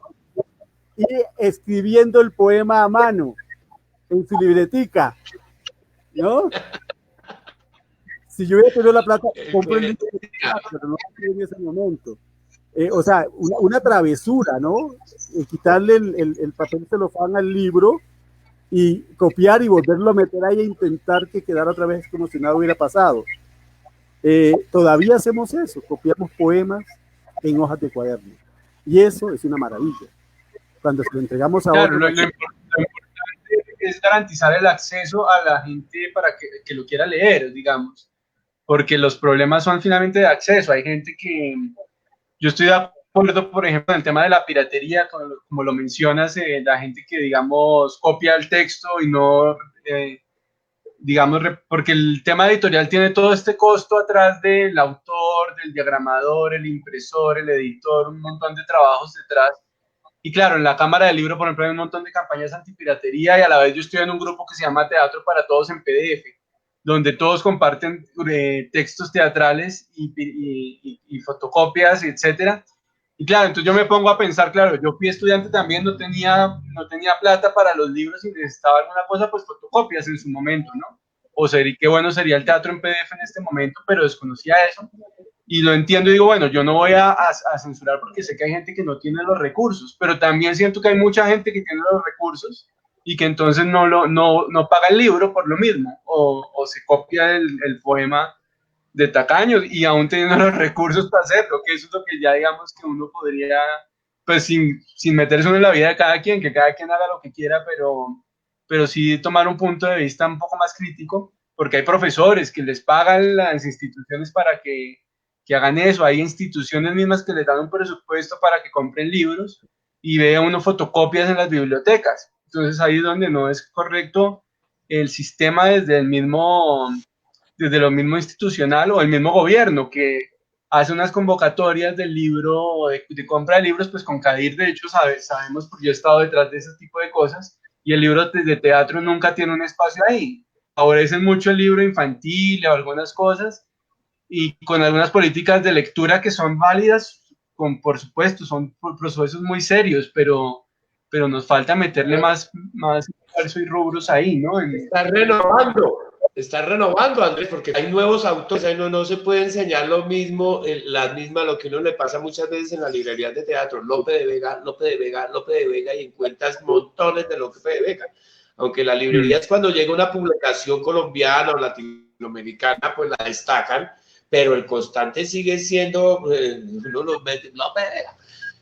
¿Cómo la ves? ¿Cómo la ves por allá, Alejandro? Por Chile, ¿cómo se ve el tema del libro teatral, de la dramaturgia, del libro? ¿Cómo lo perciben? ¿Cómo se percibe en el Chile? Justamente dentro de todos los comodines personales que he tratado de ocupar dentro de este periodo tan complicado, me he puesto a leer mucha dramaturgia nuestra, porque de pronto igual yo tengo la suerte de tener harto trabajo en el teatro, harto en la docencia, entonces como que corro todo el día, corría. Y este tiempo ha sido como para leer mucho a mi propia gente, a nuestros propios dramaturgos, leer harto acerca de los dramaturgos nuevos. Yo tengo 48, llevo hartos años en el ejercicio teatral y de pronto no me había conectado mucho con los dramaturgos jóvenes que tenemos aquí en Chile. Pero eso ha sido mi ejercicio, conocer mucho más de nuestra gente, porque justamente de repente leemos mucho para afuera y nos falta estar más y excursionar más en el paisaje de nuestra propia dramaturgia, de nuestro propio territorio. Pero sin duda creo que el ejercicio que existe aquí en Chile no es muy diferente. Cuando tenemos un ministerio, tenemos, digamos, un sistema que no potencia, ¿cachai? Las letras, no potencia la dramaturgia, siempre hay pocos recursos, los libros son caros, la gente por lo general está tratando de sacar libros desde la web, pero igual estoy de acuerdo con lo que dice Andrés, no sé si fue Andrés, que la gente que escribe, que lee papel siempre va a leer papel. O sea, yo siempre trato hasta de fotocopiar, porque me cuesta, por el daño, me cuesta mucho trabajar en la pantalla, entonces bajo el material y finalmente lo leo. Pero aquí en el sur, específicamente en la región en que yo vivo, se ha levantado una bonita generación nueva, te hablo de gente de 28, 30 años que ha estado escribiendo harto teatro, ha estado plasmando en la dramaturgia el territorio en el que nosotros vivimos y todas sus características. Creo que cada vez hay más, creo que cada vez viene llegando gente nueva, gente joven que está levantando nuevos discursos teatrales frente a todas las problemáticas que vivimos como un país tan complicado en realidad como en el que estamos viviendo. Pero siempre tengo claro que no es una generalidad. Por lo general la gente no tiene el gran hábito de leer, no lo tenemos. Entonces creo que probablemente si fuera más accesible, aparte de la web, si fueran las librerías, es una lástima porque igual veo que se van perdiendo, las librerías se van cerrando, la gente tiene todo en la plataforma. Entonces aquí en Puerto Montt, en la región, en el pueblo en que yo vivo, si es que hay 5 librerías, ya han cerrado 2 y quedan un par de librerías románticas que me imagino que deben estar sufriendo harto porque cuesta harto mantenerlas. Pero es delicado, creo que tenemos una deuda importante con nuestros escritores, con nuestras letras, con nuestras palabras, con nuestros escritos. Independiente de las generaciones nuevas, creo que la gente cada vez estamos leyendo menos, porque todo es muy rápido, y leer toma tiempo. Yo hago harta docencia y trato acompañamiento artístico, digo en realidad, porque no soy profesora, soy actriz. Entonces trato harto de motivar y de llegar con los papeles. Yo soy la que llega con los papeles, que saca la fotocopia, que le pasa los papeles, no les paso el link, porque me parece que es un ejercicio, a lo mejor porque mi generación y a mí me cuesta un poco más adaptarme a la tecnología, pero siento que cuando tú recibes el material, el papel, para poder leerlo, adquiere un ejercicio romántico mucho más cercano de la pantalla. Pero a lo mejor es mi problema generacional. No descarto a los jóvenes que leen mucho igual en la pantalla, pero no creo que sea muy diferente en realidad lo que les pasa a ustedes allá. Pero bueno, para eso estamos, para motivar, para tratar, para insistir y seguir impulsando a los jóvenes y a los adultos a que leamos mucho más. Sí, Chile es uno de los pocos países que tiene aún IVA el libro, tiene un impuesto, ¿no? Es carísimo, es particular, muy particular el caso de Chile. En Colombia nos quedamos, pero en Chile están peor en ese sentido, es muy, muy caro, lo cual hace completamente inaccesible un libro. Sí, es caro meterse a buscar libros, sí. Bueno, contarles un poquito para de ahí despedirme y darle las gracias por la entradita allá a Colombia, qué rico, algún día lo voy a conocer. Por ahí hablaba uno de los muchachos que me envió el link que conocía Puerto Montt. Puerto Montt tiene un evento muy bonito que se llaman los temporales teatrales, que es en el periodo de invierno, donde tenemos un mes completo de teatro. Y llega gente de muchas partes, muchas veces he visto ha llegado compañía colombiana para acá, llega harta gente. Así que cuando ustedes se encuentren ahí a los teatreros, las postulaciones para los temporales teatrales de Puerto Montt, Chile, postulen porque se produce un mes completo donde la gente, aunque llueva o truene, la gente hace colas afuera del teatro para entrar. Es un bonito evento el que pasa acá. Claro, para las compañías independientes de pronto se nos vuelve un poquitito complicado porque esos eventos son gratis, porque están financiados por el ministerio y por los municipios, y después quedamos nosotros los teatreros independientes queriendo comprar una entrada o cobrar una entrada, y la gente en el fondo dice, pero qué mierda, si viene Colombia, viene España y es gratis, ¿por qué ustedes cobran? Entonces, bueno, en la creación de audiencias es todo un trabajo que estamos haciendo, pero igual, yo tengo que conocer Colombia y ustedes tienen que venir a los temporales teatrales de Puerto Montt y bien abrigados porque la lluvia y el viento son bravos aquí, son bravos. Así que un abrazo. Aquí en Bogotá también hay frío, aquí mantiene uno con Ruana, enruanado del frío que hace por aquí en la sabana. Sí, toca hacer un intercambio de ruanas y libros. Exacto. Ruanas allá para el frío. Sí, aquí yo atrás estoy con la estufa, con mucho fueguito para no tener frío en casa. Les envío un abrazo grande desde aquí, desde mi sur de Chile, colgando aquí en el planeta estamos. Y mierda, luz a los escritores que estén escribiendo porque los necesitamos. Ahora no sé cómo me voy a salir de esto porque no sé cómo se hace. Un abrazo. Muy buenas noches. Ya, Juan, el ingeniero Juan, tranquila, soluciona sus problemas. Muchas gracias y ojalá eso, todo eso lo que deseamos lo vamos a conseguir de todas maneras. Bueno, maestros, un saludo a Omar que está por ahí, que nos pide que le preguntemos al Quijote sobre la vitamina L, a ver si se excedió de vitamina L o el maestro Quijote. Que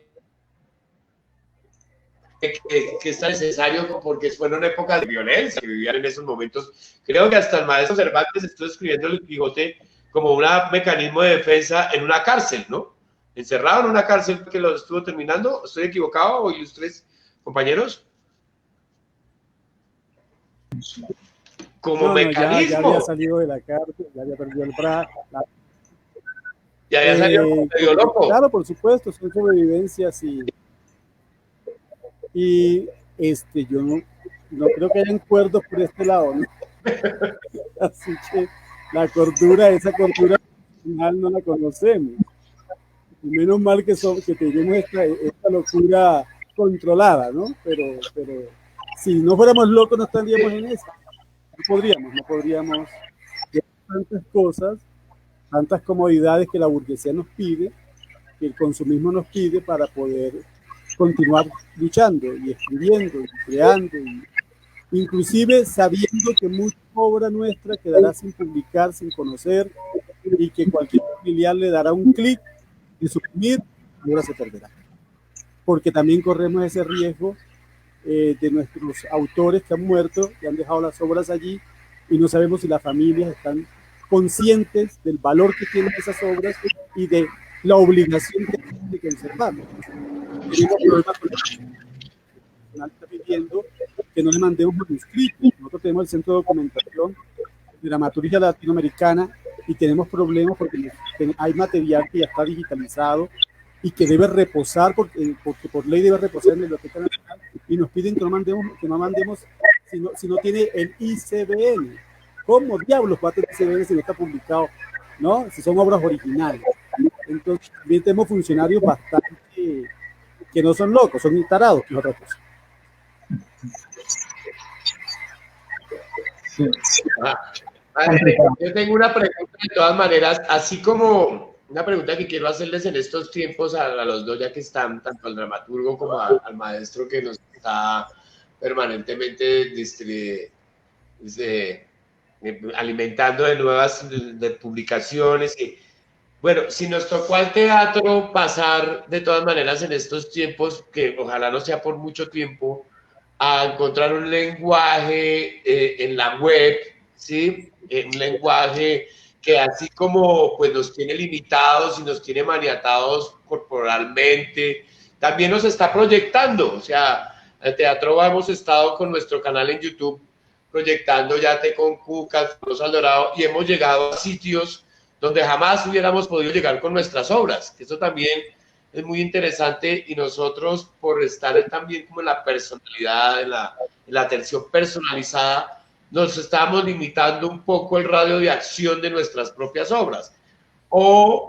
Y el problema que tuvimos en el cambio es que por cumplir un requisito hacíamos simplemente el registro de la obra, que quedaban unos registros ahí planos, pasmados, sin ninguna clase nunca pensando que nos iba a tocar esto de las redes.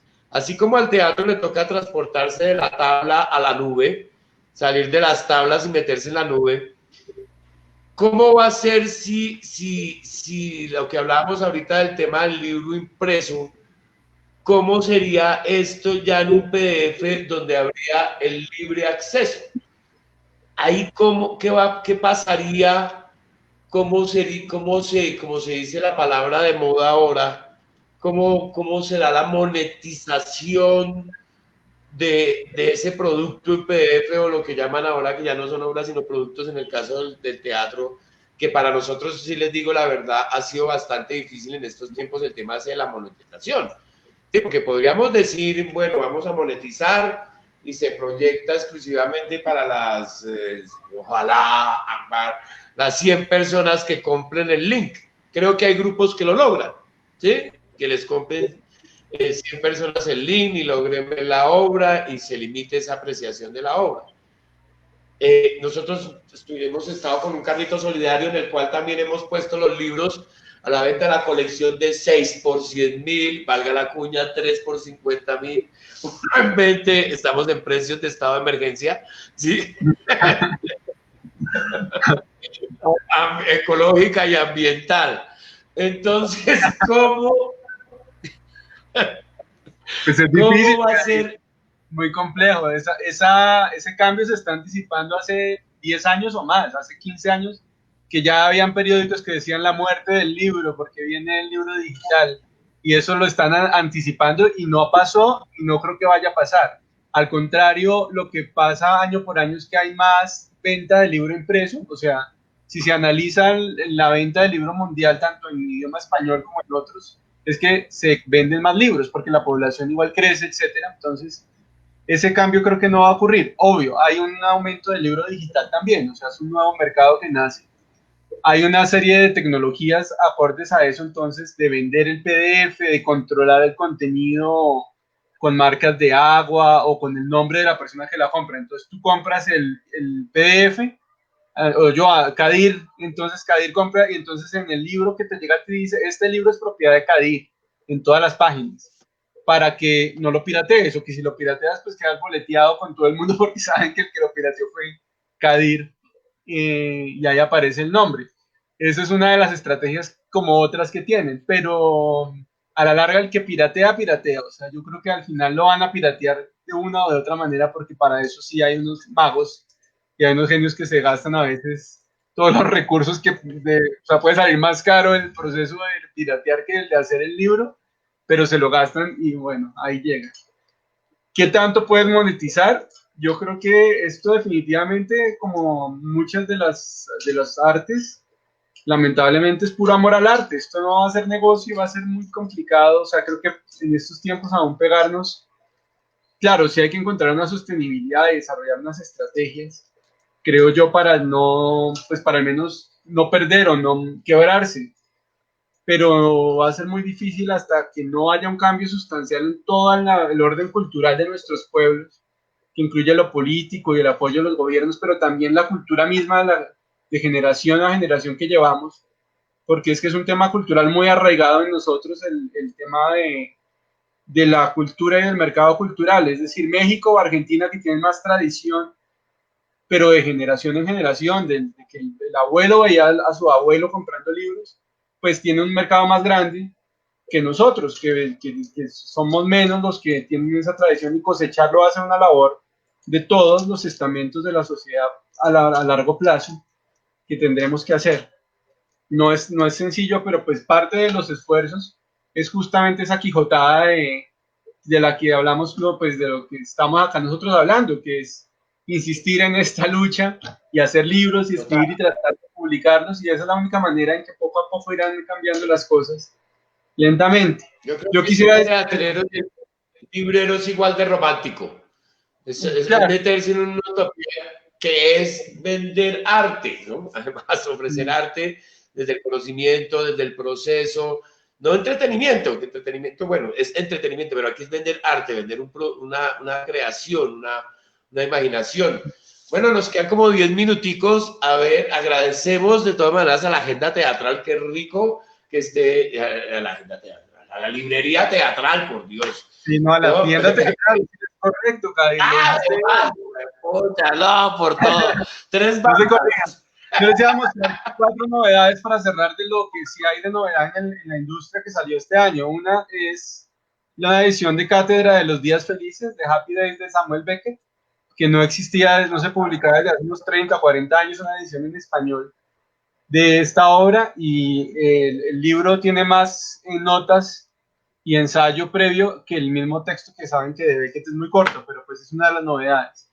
Hay una edición en España de un señor ruso que se llama Pudovkin, El arte de la interpretación, que era un director de cine y tiene que ver mucho con el tema de la actuación. Bueno, dramaturgia. Con Stanislavski, de todas maneras, con el arte de la interpretación, ¿él tiene algo que ver con Stanislavski o es de la escuela de Stanislavski? ¿De pronto es posible? Yo creo que es como de esa escuela. El señor nació en 1893 y murió en 1953. Trabajó con Eisenstein Parece que trabajó con Eisenstein, con el del montaje escénico. Einstein. Ajá, Sí. el cineasta. Correcto, sí, el del acorazado potente. Exactamente, sí. No se dice Eisenstein, sino Eisenstein, ¿cómo se dice? Einstein. Eso. Bueno, esta es una dramaturga española que está muy en boga en lo que tiene que ver con el teatro contemporáneo.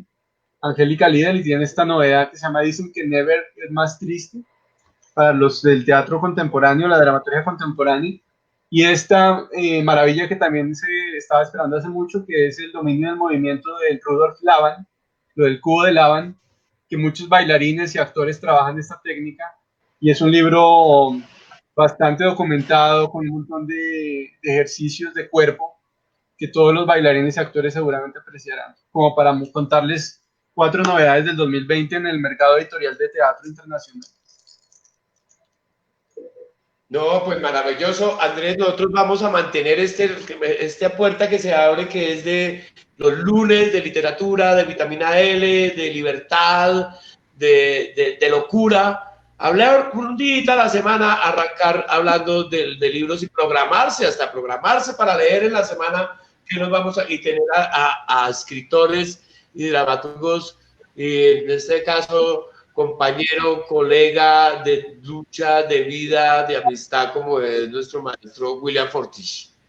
Entonces, Fortis tiene para que su merced hable y cierre sobre su libro, sobre cómo piensas, todo lo que piensas. No, pues le agradezco el espacio, creo que es muy buena idea y quiero tenerlo en el tiempo.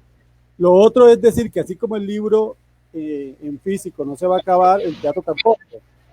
En el sentido en que ese encuentro es necesario, el ritual que se tiene para el teatro, y el mismo ritual que se tiene frente al libro, no va a desaparecer.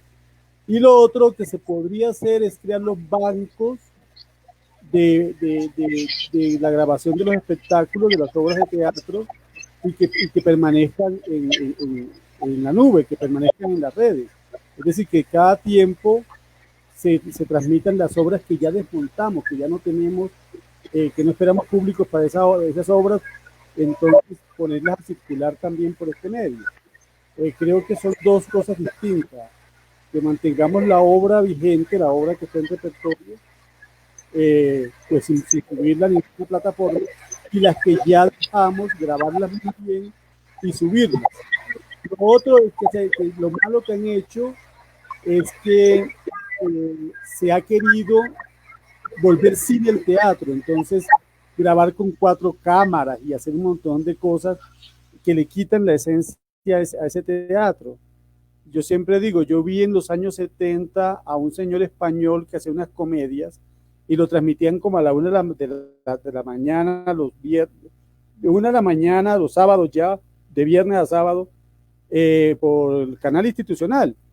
El único canal que había todavía en ese momento que llegaba a la costa era un solo canal, mucho tiempo después llegó la segunda cadena.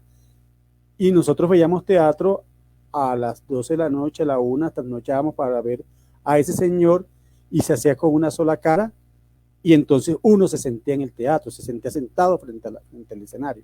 Creo que si no se pierde la esencia, si no lo rompemos, entonces podríamos mantener el teatro vivo y muchos públicos de diferentes formas. Entonces hay que leer teatro, hay que leer novela, hay que leer y hay que leer este país. Muchas gracias, entonces.